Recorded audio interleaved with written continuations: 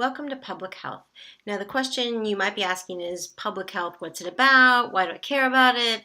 What's the difference between medicine? Why is it so interconnected with things like politics and who pays for what and elites and access to resources and the environment you live in and the resources you bring to the table, or where you're born determines how you get to live and die? All of that is encompassed in public health. So one of the things that you need to keep in mind, and this is one of the reasons why we use case studies to apply everything you've learned. So every week you'll learn something, then the next week you're going to apply it to a case study. So it's going to be an ongoing addition to what you know and using different methods. These methods are all what we do in public health. So you're learning the tools of the trade and the way that we learn new things, apply new things, change things.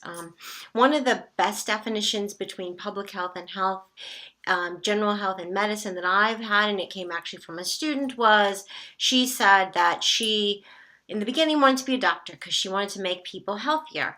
And then she figured out once she shadowed a doctor that she would make one person healthy at a time, but then she sent them back into an environment with bad water or bad air, so their asthma wasn't going to get any better, or she sent somebody back somewhere where there were going to be mental health concerns and she wasn't going to be able to provide them with the ways to avoid that, like different housing or resources so they could leave that relationship, or resources so they could get intensive psychotherapy because she was a medical doctor.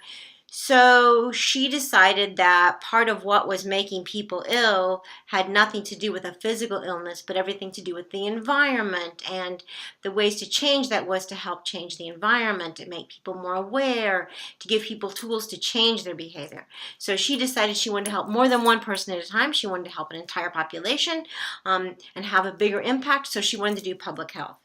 But once you go out and big and you want to help lots of more people, as she would say, you have to grapple with a lot of interdisciplinary ideas and concepts that are all going on at once. And that's one of the reasons why when we look at just medical illness health, you're looking at a system of the human body. When you're looking at public health, you're looking at the human body, correct, but you're looking at more than just one person's. And you're looking at how the environment and resources and education and capacity to change, all of those things, and what the government thinks is a priority, all of those things impact upon those people, not just one person, but that community, those people's health. And one of the reasons why medical health and public health are so important is because without your health, you really can't provide for yourself, take care of yourself, go to school. That's all you were doing. You can't be an economic actor. You cannot be somebody who contributes to society. So without your health, you really can't sort of do all the other things, be active in politics, be an activist for change. So you need your health as a basis so that you can participate fully, whichever way you choose, in the society at large, no matter where you're born. So we're going to do case studies. You're going to learn about experiential learning. So you're going to learn from real cases. You're going to do real ongoing health problems in your midterms, and you can look at your syllabus for more of that information. But sort of keep in mind, it's multidisciplinary. You're not just going to know one thing. A lot of people go into public health and they don't really want to do just medicine. They actually are interested in policy change. So also health in general is almost 20% of the gross domestic product of the United States, so public health is a big part of that.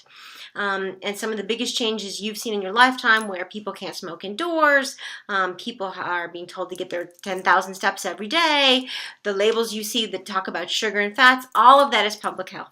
So the environment is cleaner, you can have a healthier lifestyle, we care about what kind of water you drink, the food is safe, and if it isn't, you're told. All of that is public health.